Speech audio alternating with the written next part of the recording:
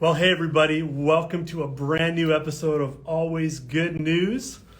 My name is Mark Miller. So glad to have you joining with us today. This is going to be a great conversation. Listen, if you're watching on YouTube, click subscribe. Make sure you give us a subscribe there and a follow on Instagram. Let me know where you're watching from. Jump in the comment box. Let us know. We always love to know what city, what country, all over the world. It's always so encouraging for all of us to know who's watching and hanging out in this space. Well, listen, this is a very exciting episode. So excited about my conversation. Our guest today is Sadie Robertson Huff, who many of you will know, many of you will follow and be very familiar. But in case you're not, let me just give you a bit of a background information on Sadie. She was catapulted into stardom as a young teenager in the hit reality series on A&E, Duck Dynasty. Sadie was also the first runner-up on ABC's Dancing with the Stars, season 19, at just 17 years of age. And now as a 24-year-old, Sadie is New York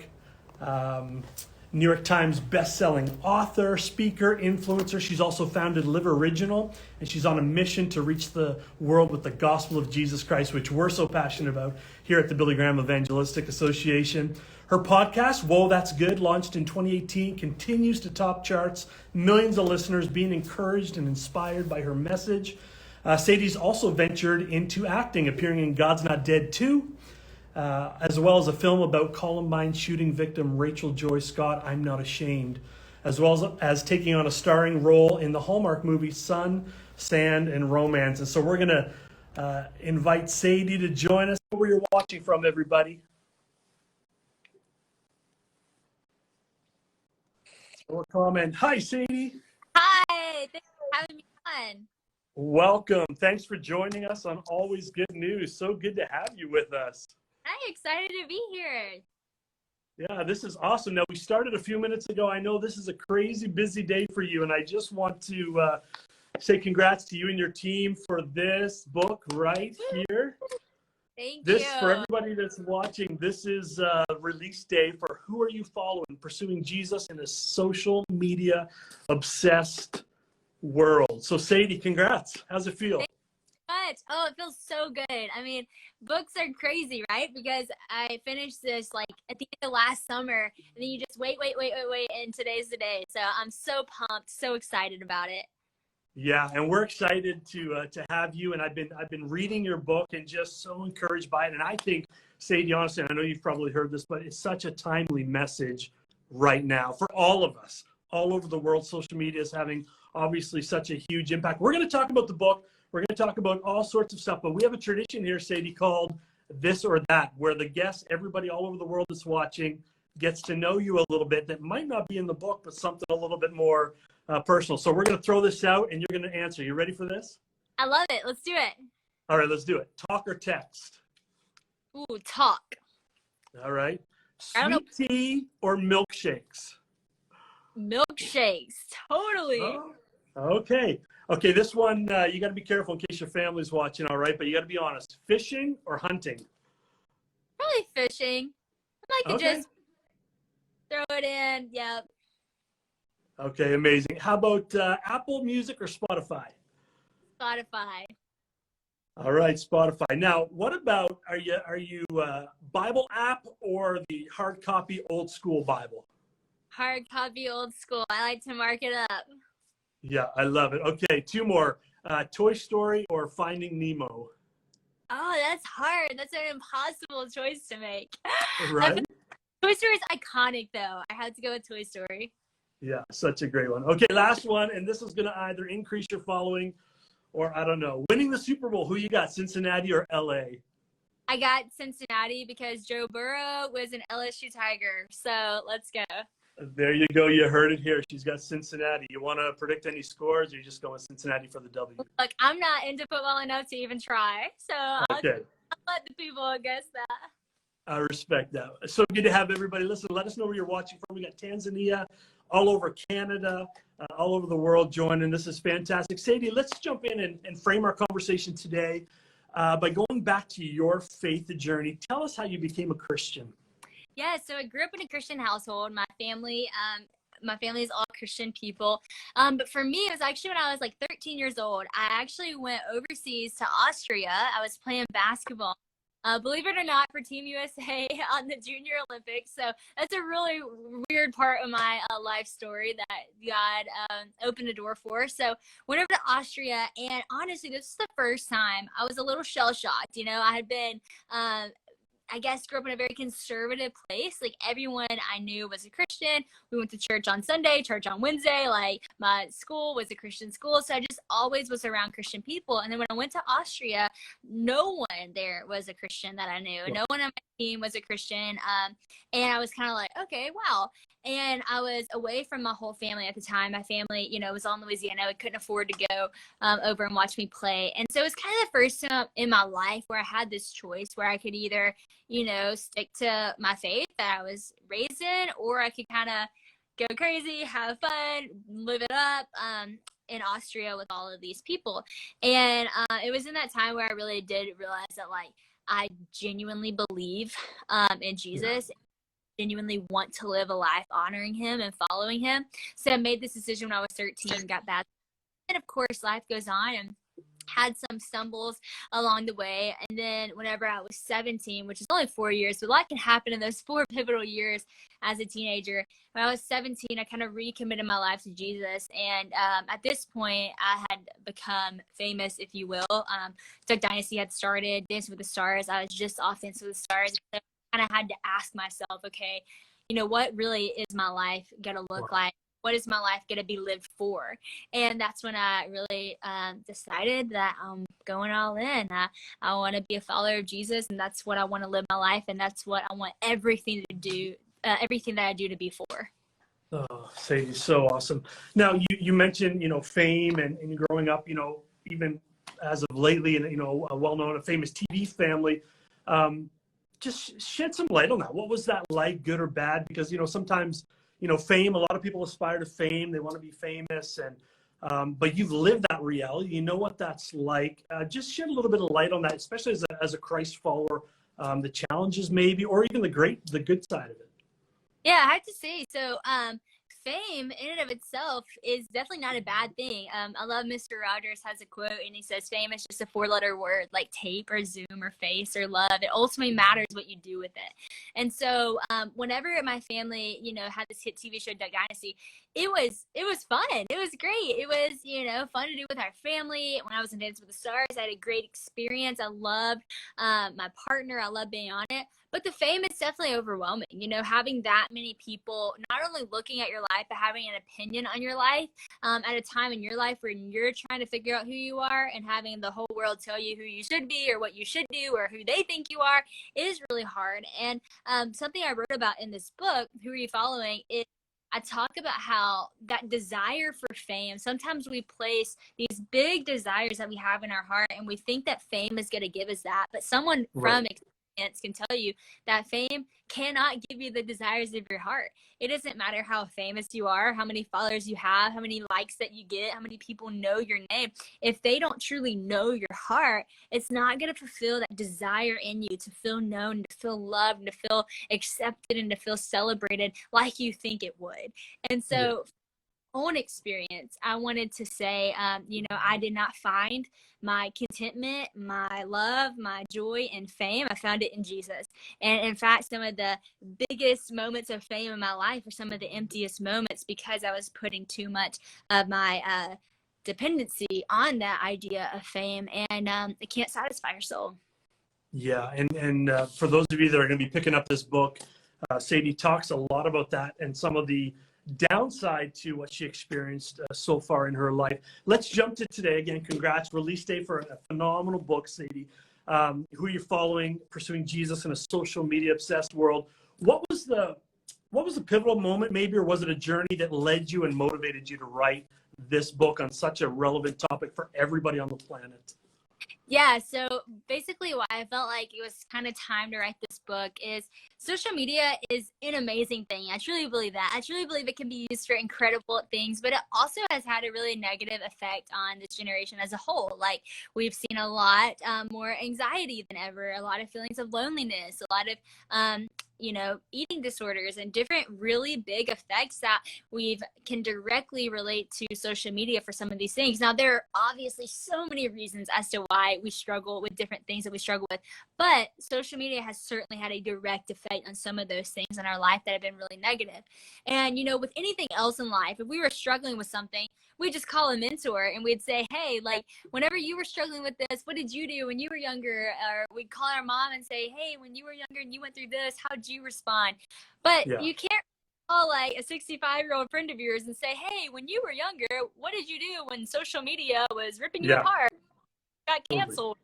All these like new age things. And of course they can give you wisdom and some of the things that they relate to, but they didn't go through social media. We as the are leading this charge, and we're leading it with lack of wisdom.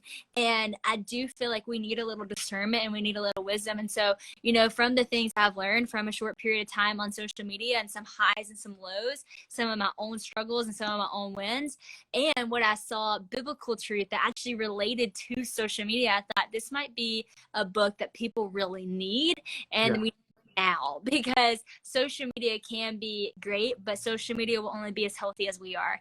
And so we got to get healthy so that we can use it for good. Yeah, so true. Sadie, the book explores the good, the bad, the ugly, and it's a timely reminder for all of us. Obviously, you have a ton of followers. You're very active on Instagram or on TikTok with your sweet little girl doing, the TikTok dances with your family and all of that kind of stuff. And you seem to enjoy it, but I know that hasn't always been your experience. In fact, in your book, you reference a time where you deleted Snapchat, for example. You talk about, Romans 12:2, don't conform to the patterns of this world, or as the message says, don't let the world squeeze you into its mold. Can you talk about that for a second? What are some important, I guess my question is, what are some important things to consider, especially as followers of Jesus, when it comes to our use of social media? Totally. I mean, I think that verse is so spot on for this message of social media. Do not conform no longer to the pattern of this world, but be transformed by the renewal of your mind. And so many of us, we're just conforming to the pattern. It's so easy to just get on social media and just scroll, or just get on Snapchat, send a picture, get on TikTok, watch videos for literally hours, because that's what the world's doing. It's addicting. It's actually been proven to be addicting. Like, it literally gives you like dopamine hits, So like, you want to just do this, but you have to also realize that this is having an effect in our life. And for me, Snapchat was just a negative thing for my life. Like, I couldn't guard my heart when it came to Snapchat. When you get on Snapchat, honestly, it is, I don't think anything done in secret is a good thing. And it's a lot of things done in secret. But also the articles on Snapchat are super vulgar and they're very sexual and all these things. And every time I would hit on Snapchat, I'd see these articles. And as a 17-year-old girl who didn't know even some of these terms that it was talking about, I'd click on them, and all of a sudden I was learning from Snapchat, and I was being conformed to the pattern of this world. And then I started thinking about things I had never thought about before, and desiring things I hadn't desired before. And I started realizing, oh shoot, like, this is leading me down a different direction. And that's actually why the book is a question: who are you following? Because who's following your life is who's leading your life. Who you're following is who you're leading. And we know that, like, follow the leader, that's like saying we're following the leader, whoever is leading us, whoever we're following, that's who's leading us. But we don't think about that when it comes to social media. We just follow and follow, and we click on the app and we click on the app, and we don't realize the path that it's taking us on. And to be transformed by the renewal in your mind, that second part of your verse, to have a transformation, you have to stop, you have to turn. It takes intentionality. And I think one of the things with social media that could just help us the most is just being a little bit more intentional about it. And if something is a struggle for you, then get it out of your life, or stop and uproot it, or fix it. And don't just keep going on the same pattern just because it's what everyone else is doing. It's just like when we were young, your mom would say, well, if everyone jumped off a bridge, would you do it? And everybody would be like, no. But then when it comes to social media, we do it. It's like, yeah, we're all struggling, so why don't we just all struggle together? It's like, no, we don't have to. Yeah, man, so much truth there, Sadie. Thanks for sharing that. And I find the world is so incredibly noisy. There's just so much, noise. We can't sleep without noise. We always have to have noise. And we wonder why it's hard to hear the voice of God, why it's hard to weed through all of those distractions. Sadie, just moving on, what I appreciate about your book, from our organization, from our founder, Reverend Billy Graham, his passion was the gospel.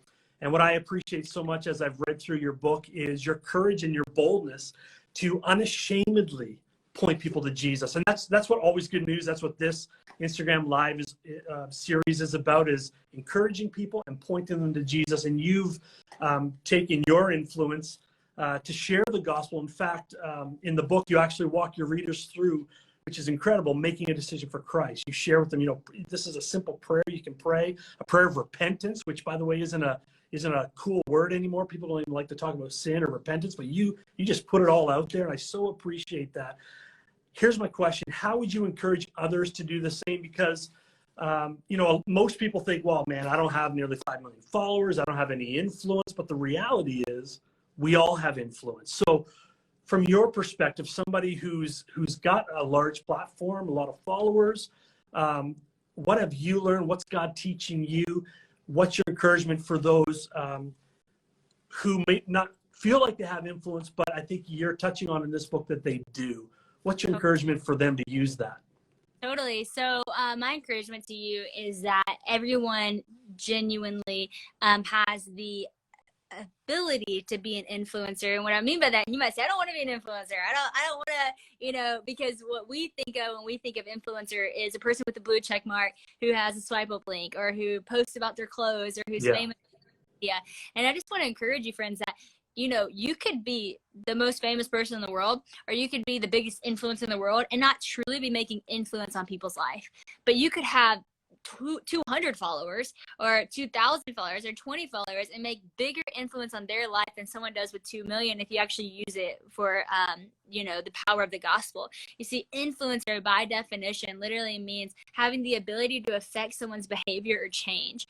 And are a believer in Jesus Christ, it says that the Spirit of the living God is living inside of you. The same Spirit that raised Jesus Christ from the dead is living inside of you. It also says that your tongue holds the power of life and death. And so if that's not influential, I don't know what is. And so do you see that you have influence? You have the ability to influence, to affect change more than even someone with 2 million followers if they're not doing anything with it. I'm not saying a following is a bad thing. People can certainly have influence with a following as well, but it ultimately matters what you do with it. Just like that quote, fame is a four-letter word. It ultimately matters what you do with it. And so everybody has the ability to be an influencer. I think the problem is that we spend hours and hours on social media every day. And because we do that, we're measuring up with these other people, and we're saying, oh, we're not good enough. We're not significant enough. We don't have enough reach. But if you actually would spend more time in the Word of God instead of social media, and you'd read these things like, you were knit together in your mother's womb, you were formed beautifully and wonderfully made, you are the light of the world, sitting on a hill, you are all these different things, and serve a big God, then you wouldn't feel like you didn't have influence, because you would know that's just not true, and so you have to look at what you're looking at, because if you're looking at social media more than you're looking at Jesus, you're gonna be confused on the truth about who you are. And that's just the fact. But the more you learn about who God is, the more you'll know who you are, and the more influence you'll see that you have. Yeah, so good. And I think, it's true. We can all say who influenced us as we grew up. We have our idols and our athletes and our musicians and all that. But for me, it was a guy who was a helicopter pilot who he played in our youth ministry and our band, and would come to my volleyball games and just poured into me and discipled me and mentored me, right? So I think we all have those examples. As we get ready to wrap up, Sadie, I so appreciate you taking time to be with us today. There's two powerful quotes from your book I want to mention, because again, I want everybody to get this book. So important.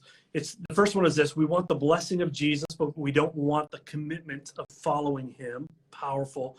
And then secondly, your relationship with Jesus needs to be a commitment, not a convenience. You choose to follow Jesus no matter what the world throws at you, and no matter how uncomfortable or unpopular it gets. And so as we get ready to wrap up, what's your challenge to people that are watching? I'm thinking all ages, but specifically I'm thinking about, my kids, my daughter, an 18-year-old who, they don't know a world without social media. this is all they've ever known is social media, follows, likes, retweets, all of it. They're consumed by it and it's shaping them. What's your advice to, and I think you alluded to a lot of it in terms of putting your eyes on Jesus, but is there anything as a 24-year-old, living in North America, shaped by this yourself and kind of weeding through all of that for somebody to listen to today? Yeah, I love that. I honestly think that you have to look at it like this. Like social media is a good thing. It's a cool thing. It's fine, but it's ever changing. I mean, it's so inconsistent. Yeah. Every day when you click on it, you're going to see different posts. Every day you're going to gain followers or lose followers. You're going to get likes on different pictures than you did on others. It's just the nature of it. It's very inconsistent. And when you try to put your hope on anything that's that inconsistent, you're gonna waver. You're gonna waver in your confidence. You're gonna waver in your hope. You're gonna waver in your faith. You're gonna waver in your insecurity and your doubt. You're gonna waver in all these things. But Jesus Christ, this is what I love about Jesus. This is why I follow him. This is why I encourage everyone to. This is why in the book I say there's no unfollow button in sight when it comes to Jesus, because he is never changing. He is the Alpha. He's the beginning and the end. He always was, always will be, unmoved, unchanged, undefeated. He goes from glory to glory to glory. And so when you follow someone like Jesus Christ, you don't have to wake up and wonder, what's it going to be like today? Is he going to be there? Going to show up? Is he going to love me? There's no striving, because he in and of himself is the essence of who love is. He is hope. He is joy, and he's always there. And so, you can follow social media and you can follow the ways of the world. You can run after the things that the world has to offer you, but the inconsistency will leave you doing this in life. But when you follow Jesus Christ, you'll stay on that solid ground. You'll be able to build up a solid foundation, and man, it's just the best thing you can do for your life. I'm not saying you won't have hard days. I'm not saying there won't be hard things that happen, but you'll have hope that will always be there.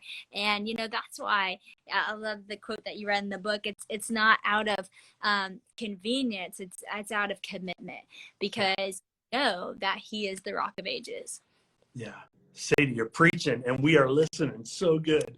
I love it. Listen, I just want to encourage everybody. Repeatedly in the comments, people are saying, what's the name of the book? Here it is. Who are you following? Pursuing Jesus in a social media obsessed world. Come on, it's so good. I'm just going to allude to a couple things. She talks about, on Dancing with the Stars, lost, got millions of followers, but lost really close friends. New York Fashion Week, the insecurity, the comparison. Sadie talks about cancel culture. Come on, the big cancel culture, and how Jesus doesn't cancel. What he does cancel is our sin. And so powerful. I want to encourage everybody that's watching, grab the book as soon as we end. We're going to be putting a link where you can buy that book.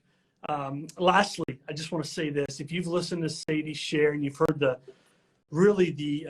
peace and the joy and the contentment that hasn't come from followers, but has come from who she's following, that is Jesus Christ.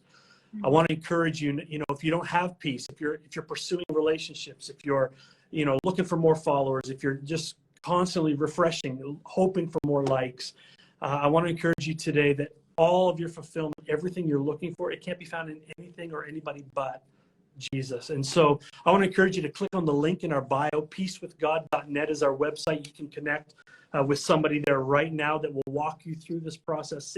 Sadie does it as well in her book. I want to encourage you, even if you're journeying and looking and wondering what this relationship, who is Jesus? You're wondering about all of that. Sadie has experienced, a lot in her young life, and yet she has found that her peace, her joy, her fulfillment, her contentment comes from knowing Jesus. And Sadie, it's been an absolute pleasure. Is there any last things you want to say to people today that are tuning in terms of all of this conversation of following Jesus? Yeah, no, I appreciate you so much. Thanks for having me on. I love what y'all are doing in your ministry. And thank you everyone who joined us for this live. I hope that you feel so encouraged even by this conversation that we were able to have, and that you truly believe that you have influence in your life. If you're a believer of Jesus Christ, and you have the ultimate influence, it's not a cheesy thing. That's not a cliche thing. That's the truth. Yeah. That's power of the truth of the gospel of Jesus Christ. And so I hope you feel so encouraged. If you led this conversation, I hope it leads you to the book, that you love the book, and that ultimately leads you to Jesus. But thankful for being on your show. Thanks for having a good chat on social media. See, these are the good things. These are the good things. It's not all bad. So listen, everybody, grab a copy of the book. Who are you following? Click the link in our bio. Make sure you follow along in the conversation and use your platform to point people to Jesus. Sadie, it's been a pleasure. Thank you so much for being with us. Thank you. Have a good one. Bye. All right, take care. Bye-bye.